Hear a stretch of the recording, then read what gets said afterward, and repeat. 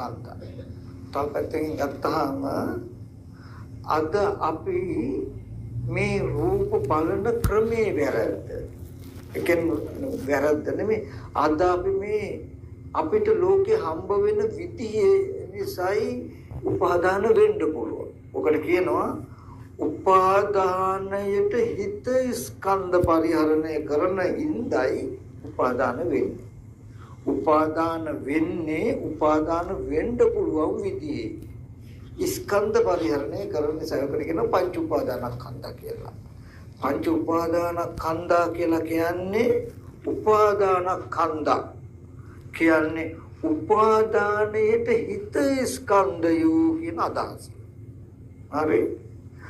අපි ඇහෙන් රූපයක් දකින්නේ මෙන්න මේ ඉදිරියෙන් තියෙන රූප තමයි මට පෙනෙන්නේ. මට පෙනෙන රූප තමයි ඉදිරියෙන් තියෙන්නේ කියන විදිහටයි අපි රූප බලන්නේ.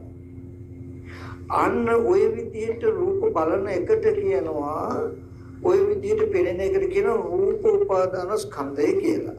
දැන් මේ ඇහැට මේ විදිහට රූප හම්බ වෙනවා. ওই රූපෙට කියනවා මොකද්ද?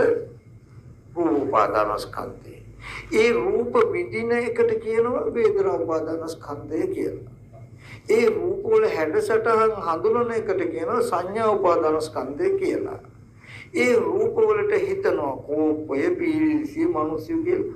හිතන එකට කියනවා සංකාර උපාදාන ස්කන්ධය කියලා. ඒ රූප දැනගන්න එකට කියනවා මොකද්ද? විඥාන උපාදාන ස්කන්ධය කියලා. මෙන්න මේ විදිහට මේ ඉදිරියෙන් තියෙන මේ රූප තමයි අපි දකින්නේ, පේන්නේ. මට පේන රූප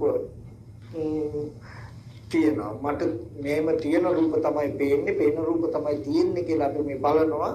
මෙන්න මේ විදිහට බලනකම තියෙන හින්දායි මේ උපාදානය යෙදෙන්නේ.